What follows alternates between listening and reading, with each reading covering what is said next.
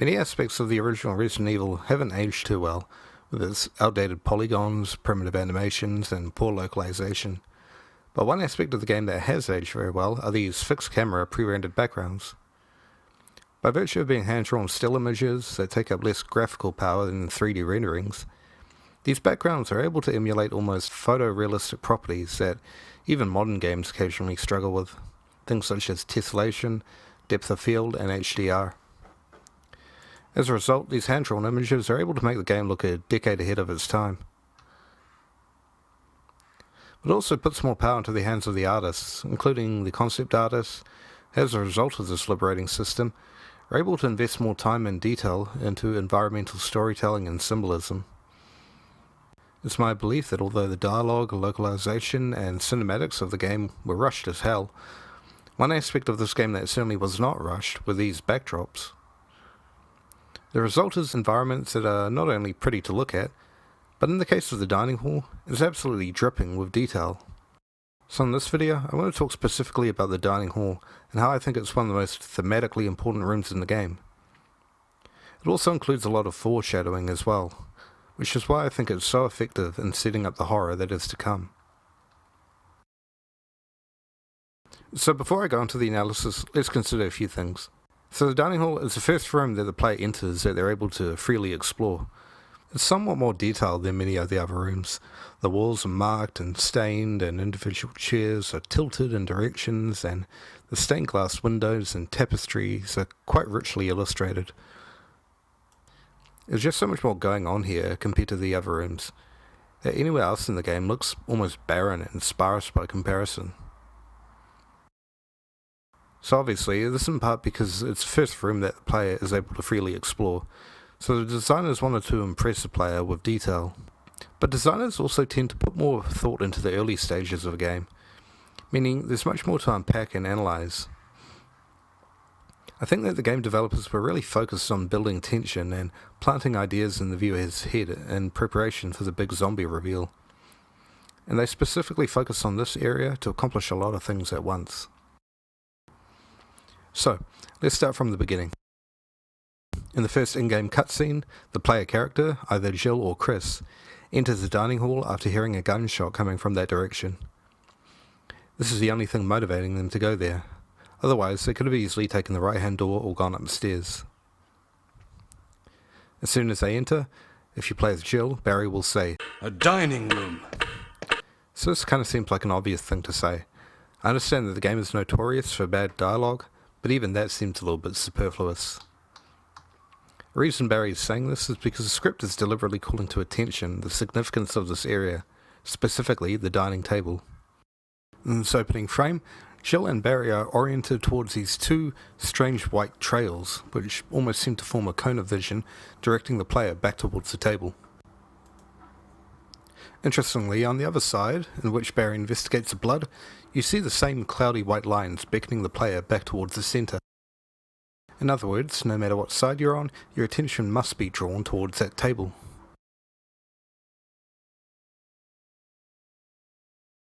If you do a full circle of the dining hall, you'll notice that these white lines actually form a trail. From the left-hand side, it starts at the frame of the door, reaching the urn, then heading towards the edge of the fireplace. The trail on the other side does the same thing, but it almost seems to stop briefly to look at the painting, before continuing on to reach the fireplace.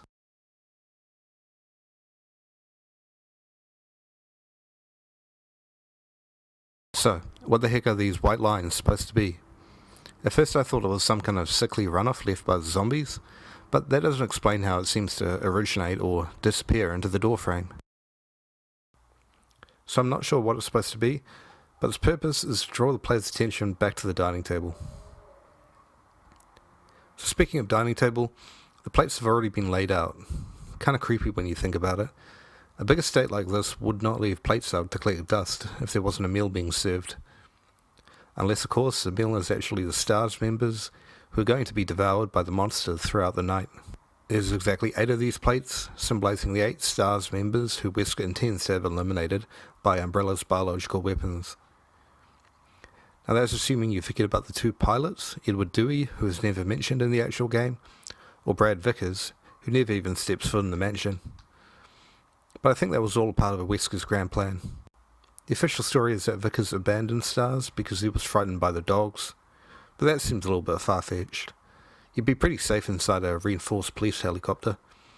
Why would you need to fly all the way out of sight like that? No, I think Vickers was bribed by Wesker to fly away as soon as they landed, with the dogs being the first field test for Umbrella. That theory makes a lot more sense than this idea of Vickers just being some coward. So Dewey and Vickers were excluded from this table because they were designated to insert the test subjects, and Barry isn't included because he is a reluctant sidekick in Wesker's plans. So I believe the 8 plates represent the 8 people that Wesker and Umbrella intend to have killed. The 8 isn't just a random number either, it's also reinforced in the concept art, which shows exactly 8 shares. Yeah, there are no plates here, but the message is the same. There's a cannibalistic feast going on, and there's 8 guests of honour to the party. But the inclusion of the plates in the final game only adds to this message. The fact that the dining table has been set up is a clue that the heroes are being set up by their leader. So that alone might not be enough to make the players suspect something, but by the time that they see the blood near the fireplace, they know something is going on. So this combination of dinnerware, a dining table and blood, it all combines to foreshadow the idea that somebody is being eaten. No surprise at all, Kenneth Sullivan of the Bravo team is being served up for dinner by the hungry zombie in the adjacent hallway. So if you consider that the gunshot came from Kenneth, there's a good chance that Kenneth was still alive when Barry and Jill or Chris were investigating the dining room, with the clock ticking away as an ominous reminder of the seconds remaining on his life. That ticking clock is the first sound that you hear upon entering the room. In fact, it starts playing before you even enter the dining hall.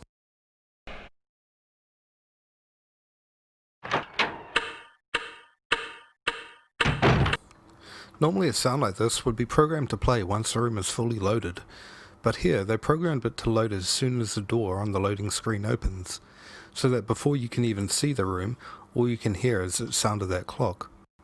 It's interesting to note that it does not do this in the remake, despite that being the much more technically advanced game. I think the original Resident Evil's designers made a deliberate point to have that ticking clock play as soon as the door is opened, to reinforce the theme of time being of the essence. And it seems disproportionately loud, doesn't it? You'd think if you were eating dinner in this room, that ticking clock would get on your nerves after a while.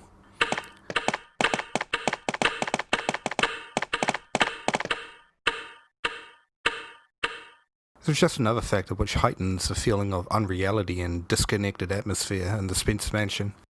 I'm working on another video which deals with that exact topic, so if you're interested in this kind of Resident Evil content, please subscribe. So, much like how the volume of the footsteps has been raised in order to increase our player's feeling of isolation and loneliness, the ticking clock here has been raised to symbolize the ticking clock on Kenneth's life. After all, the only reason they came to the dining room is because of that gunshot, and we can be pretty certain that came from Kenneth Sullivan. Wesker incorrectly suggests that it might have been Chris, but that may have been deliberate. He may have known Chris didn't go in that direction, but he just wanted to further confuse his team.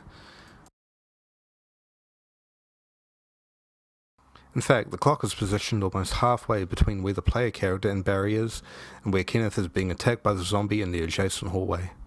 This could be a coincidence, or it might be symbolic of the passage of time separating Alpha from Bravo. I found it interesting that in the remake, you can find a tape recording next to Kenneth's body. For a large proportion of the game, you're trying to find a tape player so that you can find out what's inside. It's not until nearly the end of the game that you're finally able to view it. And really, it's just some quick footage of Kenneth being attacked by the zombie. For a lot of us players, it felt kind of anticlimactic, like a big build-up to nothing.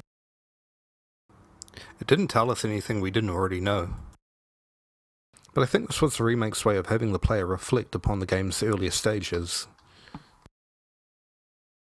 This is a storytelling element called Going Full Circle, in which, near the climax of the story, you make a return to an earlier point.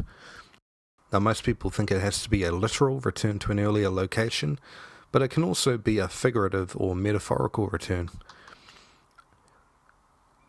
So why did they choose Kenneth's death in particular to be their full circle moment? I think it's because it was always a subconscious feeling that Kenneth could have been saved had the Alpha team hurried up a little bit. They just waste too much time twiddling their thumbs in the main hall and slowly investigating the dining hall. If they'd just gone straight to the source of the gunshot, then Kenneth might still be alive. In fact, when the zombie re-enters the room and Barry blows its head off, it lands almost directly behind the blood, giving the impression that the blood is now that of the zombie.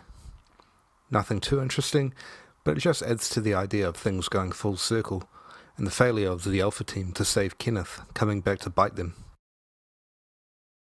While looking at this concept art, I noticed that the grandfather clock is there to show that it was always a significant part of the dining hall.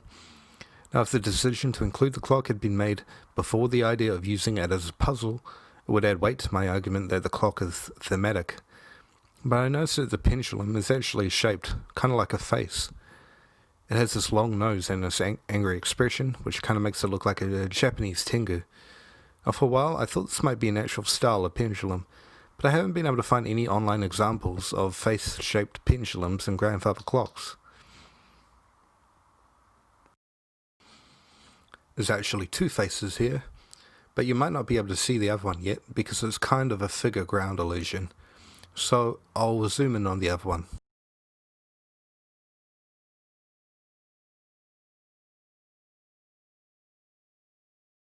It looks a bit like a bald man with glasses who is staring to his left, and if you look at both faces together, it kind of gives the impression that he's being swallowed by the tengu. In addition, some of the tiles look like faces. It can be hard to tell because of the high contrast scan, but I'll try to piece them together.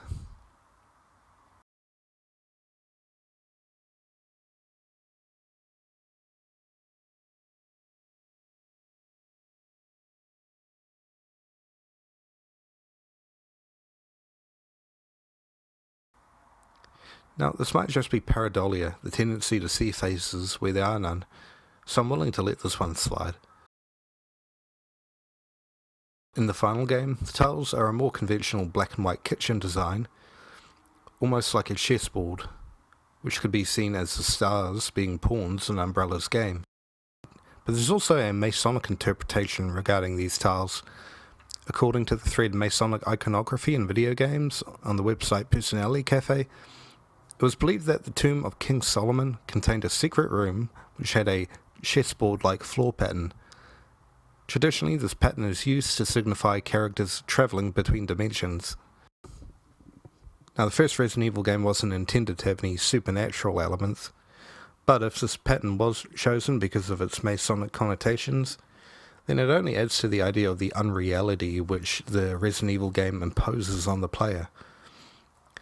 Personally, I prefer the metaphor of the characters being pawns in a game of chess, but it would make sense that Oswald Spencer, of all people, be a Freemason. And it's not unheard of for games to feature this kind of imagery. The 2005 survival horror game, Haunting Ground, co-written by Noboru Sugimura, who was actually a huge fan of Resident Evil, is absolutely littered with Masonic imagery.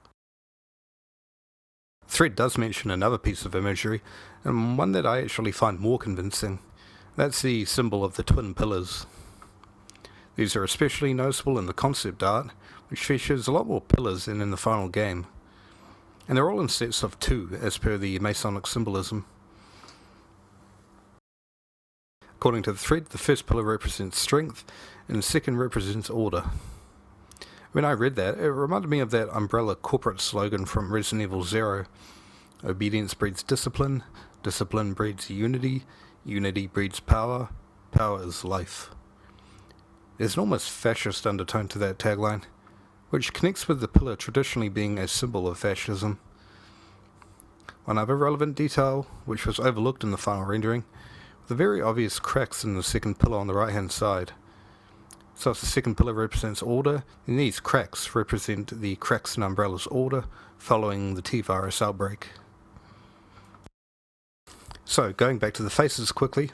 So there are no hidden faces in either the tiles or the clock in the final game, or in the remake. So these tiles may or may not be an illusion. But I'm certain that this pendulum in the concept art is deliberately made to look like a face. There's just no doubt about it.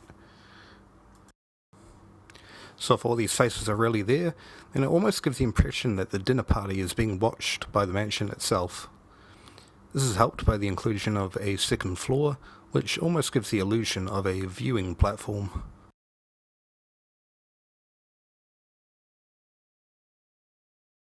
Staying on the topic of death, the entire hall itself resembles a church, with stained glass windows on the opposite side from entering, and these windows on the side are very church-like. Perhaps this was a deliberate attempt to make the player think of death or mourning. The colour scheme is largely red, white and beige. It's a very blood and gore sort of colour scheme. There's also this weird dripping stain on the side from which the player enters, and I found that kind of creepy when I first noticed it. I'm not sure what it's supposed to be, whether it's water damage or mould or something more insidious, but it's the first indication the player receives that there's something off about this place. Prior to this point, the entire mansion had been very well kept and clean, so this is the first thing that kind of undermines that sort of impression that the player gets. This, in addition to other tiny details, such as the upturned candle or the cracks near the fireplace, all combine to plant the seed in the viewer's mind that there's something wrong about the mansion. There's one final thing I want to go into, which is painting right next to the clock. The subject in the painting is looking to his right, as if looking at the clock, or possibly at the dining table. As I mentioned before, the mysterious white trail seems to stop at the painting, as if reminding the player to stop and look at it themselves.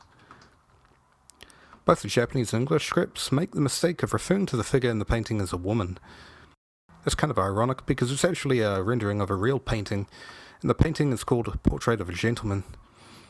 It's strange that they would be so sure it's a woman, when the title of the painting itself assures us that it's a man. Either the developers simply made a mistake, or they just changed the painting up a little bit and pretended that it was an entirely different painting, and that of a woman. The subject of the painting is believed to be Cesare Borgia, a famous Italian politician from the Renaissance. He had a lasting legacy as the inspiration for Machiavelli's philosophical book, The Prince, which argued for the rights of princes and leaders to do as they needed for glory and survival, disregarding moral obstructions. In other words, the end justifies the means. I'd say that's a pretty good summary of the Umbrella Corporation, which was primarily focused on eugenics for the creation of a more evolved species of human, and they did some pretty nasty things along the way to achieve that goal. So it's no surprise that Spence Mansion, named after one of Umbrella's co-founders and serves as one of their vital research and development laboratories, would have the face of the prince on its walls. So I think Cesare Borgia represents Umbrella, watching the 8 test subjects as they await their fate. If we're going with that analogy, Wesker is kind of the Machiavellian figure. The two characters do bear some similarities, so have a look at some of these quotes and have a think about whether or not they remind you of Albert Wesker. Men are driven by two principal impulses, either by love or by fear. Barry's love for his family becomes a source of fear. Never attempt to win by force what can be won by deception. Wesker deceives Barry and the entire STARS unit in order to accomplish his goal.